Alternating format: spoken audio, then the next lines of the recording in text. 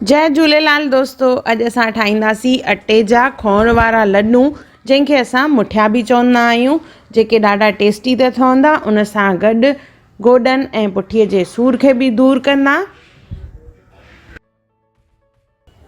जय झूलेलाल दोस्तों, मां मुस्कान आहूजा और तव्हांजो स्वागत आहे मुंहिंजे चैनल हुनर मुस्कान का सिंधी ते। अचो त रेसिपी शुरू कयूं था। एक तई खणंदासीं, उन में विझंदासीं असां 150 ग्राम सचो घी गरम थी वेंदो त इन में असांखे विझणी आहे खोण। टोटल खोण विझंदासीं असां इन में 150 ग्राम और थोड़ी थोड़ी करे तरींदासीं। हिक महिल सॼी न विझणी आहे, न त इहा कच्ची रहिजी वेंदी आहे। थोड़ो थोड़ो करे 2-3 दफ़नि में असां इनखे तरींदासीं। तरण महिल बाहि खे मीडियम रखिणो आहे, जीअं चङी तरह फुंडे। जीअं साबूदाणनि जा दाणा फुंडंदा आहिनि, तीअं इहा खोण बि फुंडंदी आहे। ॾिसो, इनखे चङी तरह घुमाईंदे असांखे तरणो आहे। इहा लॻभॻि तरिजी वई आहे त इनखे असां कढी वठंदासीं।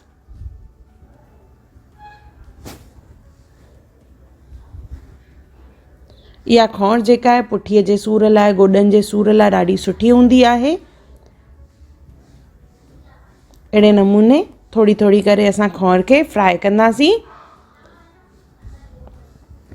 ॾिसो, मां खोण खे फ्राई करे रखियो आहे, यानी तरे रखियो आहे। इनखे हाणे असां कुझु देरि छॾे ॾींदासीं, जीअं इहो थधो थिए।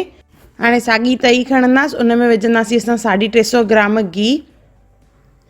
घी गरम थी वेंदो त इन में असांखे विझणी आहे खसखस, जेका लॻभॻि 3 चमचा यानी 50 ग्राम आहे। इनखे असांखे हल्को सो भुञणो आहे। कुछ सेकंड भुञण खां पोइ इन में असां विझंदासीं अटो। अटो जेको आहे थोड़ो मोटो पीसाइणो आहे। तव्हां चाहियो त नॉर्मल अटो बि यूज़ करे सघंदा आहियो, पर लड्डुनि में यानी मुठियनि में थोड़ो सो मोटो अटो इस्तेमालु कबो आहे। कणिक जो अटो, इहो 800 ग्राम आहे। सभिनी जी मापूं यानी क्वांटिटीज़ मां लिखियूं आहिनि। इनखे चङी तरह मिक्स कंदासीं ऐं बिल्कुलु सिम बाहि ते इनखे असांखे भुञणो आहे अटे खे, जीअं इहो सड़े न। अगरि तेज़ बाहि ते कंदासीं त इहो सड़ी वेंदो और चङी तरह भुंजंदो न। बिल्कुलु सिम बाहि ते असां इनखे भुञंदासीं। अगरि घी घटि लॻे त थोड़ो सो घी गरम करे वरी इन में विझणो आहे। त मूंखे हिते घी घटि लॻी रहियो आहे त मां हिते अञा 50 ग्राम घी विझी रही आहियां, उहो बि गरम करे। त टोटल इन सॼी रेसिपी में मां 550 ग्राम घीअ जो इस्तेमालु कयो आहे। पहिरियों 150 ग्राम खोण में, 350 ग्राम अटो भुञण में और 50 ग्राम ॿियो हिते वरी विधो आहे मां। इनखे हाणे बिल्कुलु धीमे बाहि ते असां भुञंदासीं। शुरू में लॻंदो अटो सुको सुको आहे, पर जीअं जीअं असां इनखे भुञंदा वेंदासीं त इन मां घी निकिरंदो। ध्यानु रहे, बाहि खे तेज़ न रखिणो आहे, न त इहो सड़ी वेंदो और चङी तरह भुंजंदो बि न। कंटिन्यूअस घुमाईंदे असां इनखे भुञंदासीं और धीरे धीरे इन जो कलर जेको आहे डार्क थींदो वेंदो। इहे अटे जा खोण वारा लड्डू, जंहिंखे असां मुठिया चवंदा आहियूं, इहे ॾाढा बढ़िया त हूंदा आहिनि खाइण में। उन सां गॾु इहे असांजे पुठीअ जे और गोॾनि जे सूर खे बि दूर कंदा आहिनि, छाकाणि खोण जेका आहे इन्हनि सूरनि लाइ जाम सुठी हूंदी आहे। चङी तरह इनखे भुञंदासीं।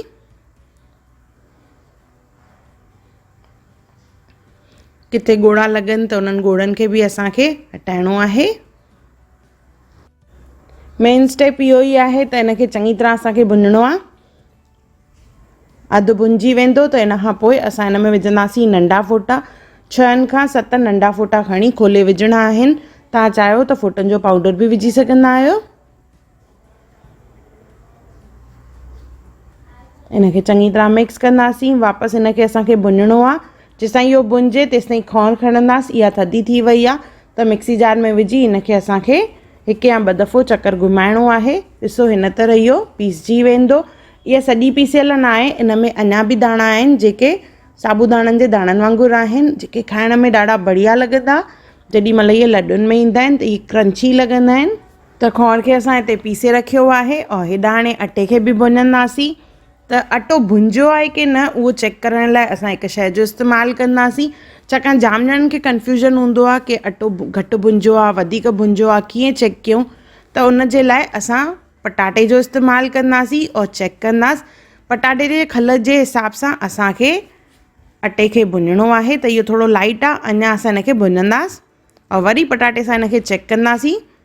ॾिसो त इहो असांजो अटो जेको आहे बराबरि भुञिजी वियो आहे। कुझु सेकेंड हिनखे अञा भुञंदासीं, उन खां पोइ असां हिन में ॿियूं शयूं विझंदासीं। हाणे हिन में असां विझंदासीं खौर जेका असां पीसे रखी हुईसीं। जीअं मां ॿुधायो असां हिनखे सॼो न पीसियो आहे, पर तव्हां चाहियो त सॼो पीसे सघंदा आहियो। हाणे हिनखे चङी तरह मिक्स कंदासीं। खौर में बि गिहु आहे त इन गिह में बि अञा अटो भुञजंदो थोरो।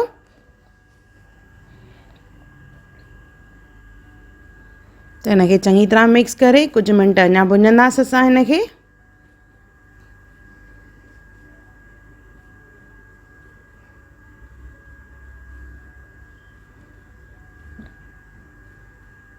ॾिसो हे लॻभॻि भुञिजी वियो आहे और मिक्स बि थी वियो आहे चङी तरह।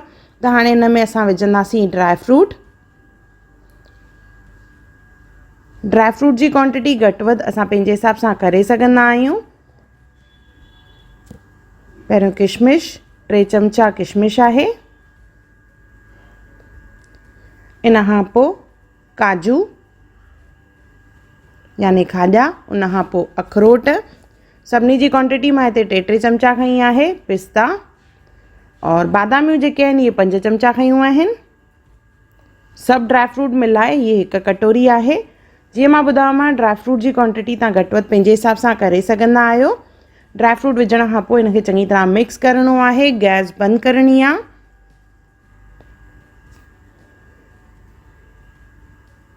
गैस बंदि करण खां पोइ असां हिन में खंडु विझंदासीं। चालू गैस में असांखे खंडु न विझणी आहे।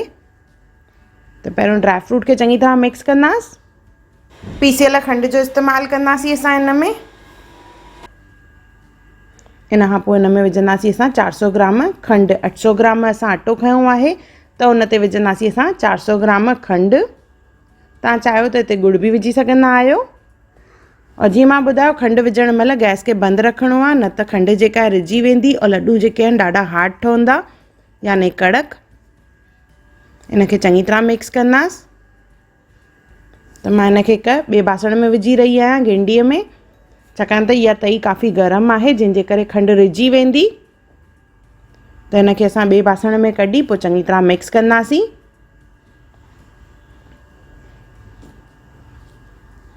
पहिरियों हिनखे चङी तरह मिक्स कंदासीं जीअं खंडु जेका आहे हिकु करी मिक्स थी वञे।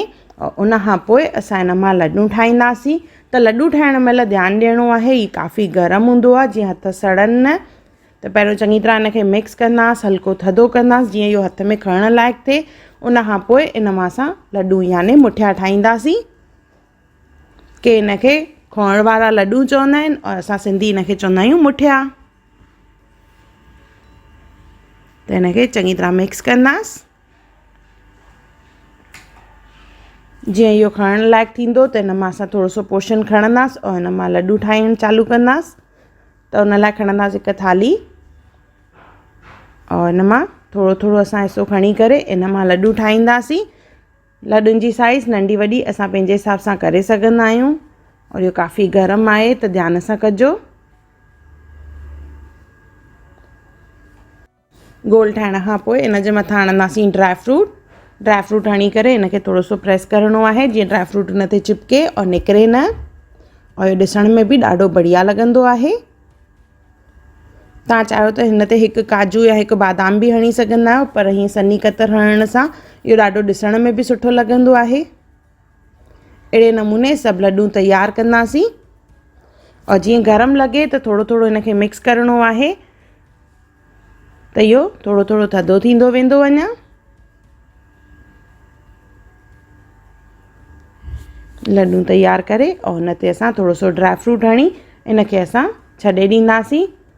जीअं थधा थींदा त इहे सेट थी वेंदा। पोइ अहिड़े नमूने सभु लड्डू तयारु कंदासीं और हिननि खे असां थधो करण लाइ रखंदासीं।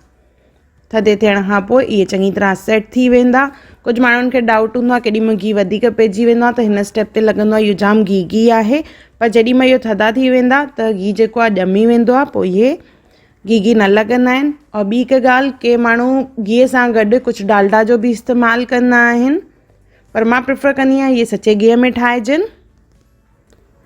ॾिसो असांजा लड्डू तयार थी विया आहिनि। इहे अञा थोड़ा बढ़िया लॻनि उन जे लाइ असां पेपर कप्स जो इस्तेमालु कंदासीं।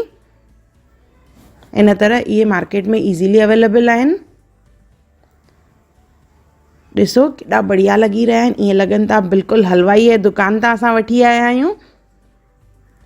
इहे असांजा खौर वारा लड्डू याने असांजा सिंधी मुठिया तयार आहिनि। ॾिसण में बि मन खे वणंदड़ और खाइण में बि ॾाढा टेस्टी। त हिकु दफ़ो ज़रूरु ठाहियो और मूंखे कमेंट सेक्शन में ज़रूरु ॿुधाइजो त तव्हांखे मुंहिंजो वीडियो कीअं लॻो।